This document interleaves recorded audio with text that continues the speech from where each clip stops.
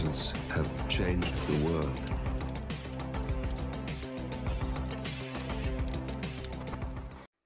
Hello, and welcome back to the world of assassination and the subscriber contracts.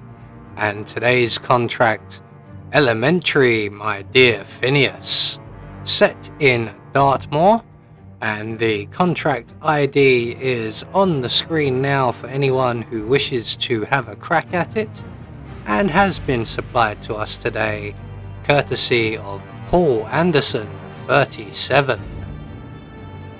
So moving on to our briefing, Mr. Whitmer has been found out as a scammer. He isn't a real detective. Show these 5 your methods. So moving on to our targets, and today we have 5 of them. 2 must be eliminated whilst wearing our suit, both via drowning accidents, and 3 must be eliminated as the private investigator, 1 via electrocution, 1 via accident explosion, and 1 via consumed poison. We also have only 1 exit available to us, and we cannot be spotted. We cannot have any bodies found, excluding accidents and poisons. All shots must be headshots. We cannot pacify anybody as well. We cannot be recorded, and we must only eliminate our targets as our objectives. So for today's challenge, we'll be starting at the default location. We're going to have an emetic gas grenade stored up in the changing rooms, and we'll be bringing with us a remote emetic gas grenade in a briefcase, our ever trusty lockpick, and a silenced pistol. So right from the start and off the bat, we are going to remove our gas grenade from the briefcase and quickly return it to the briefcase, and then we're going to make our way up to the main entrance of the house around that area. We're not going to go in via the main gate, as you are required to present yourself and we do not wish to be noticed. So we're going to hop over the wall just off to the right of the guards and then crouch run our way all the way up to the right hand side and up into the property itself. And if we just hide here by this wall, our first target is making his way over. Now he is one of the drowning accident targets, so we're just going to throw our briefcase on the floor there behind him. That will get his attention, and we want to trigger the briefcase just before he goes to pick it up.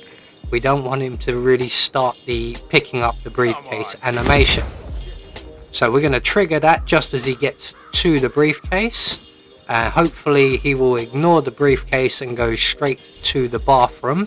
That is kind of critical, as if he takes the briefcase away first, we may not have time to get in position for our next target. So we're going to hop into the window there, lockpick our way into Mr. Fernsby's office, grab the lethal poison from the windowsill. We're then going to head out into the corridor. We're going to close all of the doors, make our way into the changing room, grab the gas grenade, and then make our way to the bathroom on the opposite side of the building. And with any luck, our target will be heading this way, sans briefcase, which he is. So if he has the briefcase with him, he'll go and place that just outside of the building here, and then come into the bathroom, and then we can reintroduce him to his breakfast, as I am doing now. But it means that we can't get back to the other corridor quite in time for the private investigator, our other drowning kill. So what we want to do is get back into position and ready before Mr. Whitmer arrives. And because we didn't have to worry about the briefcase, we are in position well in advance of Mr. Whitmer. So he's going to make his way into the entrance hall, and then very shortly he will head off to this corridor, and he will stop roughly where I'm aiming. And when he does, we are going to throw the gas grenade at his feet. So he should stop about there. That's pretty good. So he's going to get sick. He's going to go to the changing room bathroom, and we will join him there. Now we need to give the entrance hall a nice wide berth, so we're just going to hug the right hand side there. All the other doors are closed, so we can just follow Mr. Whitmer at our leisure, and once he's in position we can reintroduce him to his breakfast. Once we've done that, we are going to take his outfit, and then we can move on to our next target, who is literally next door. They are currently in the kitchen. We're going to go the long way around so that we can enter into the storeroom and collect up the car battery.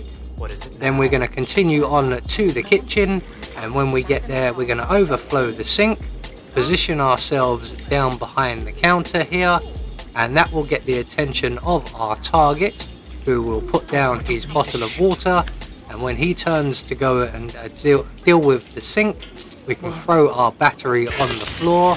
We're going to grab the propane cylinder next to us, wait for our target to face plant the floor, and then we are going to vacate the area and move on to our next target, who will be Patrick Carlisle. So what we're going to do is make our way straight down the corridor into the library. We're going to throw our propane cylinder just on the floor by this chair here, and then we're going to make our way up onto the library stairs, and we can line up our shot with the propane cylinder.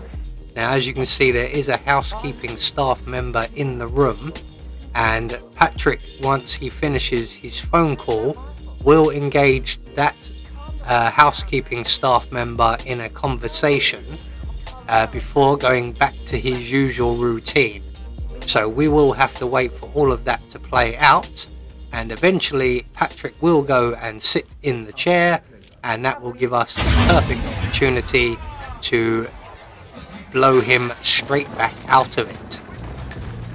So 4 targets down, 1 more to go, and our final target could be potentially the trickiest, as the outfit required will take us into a hostile area, although it is not very difficult at all if your timing is right. So we're just going to make our way out over the entrance hall balcony, up the drain pipe to Alexa's bedroom, duck in through the window if the housekeeping staff member has his back to us.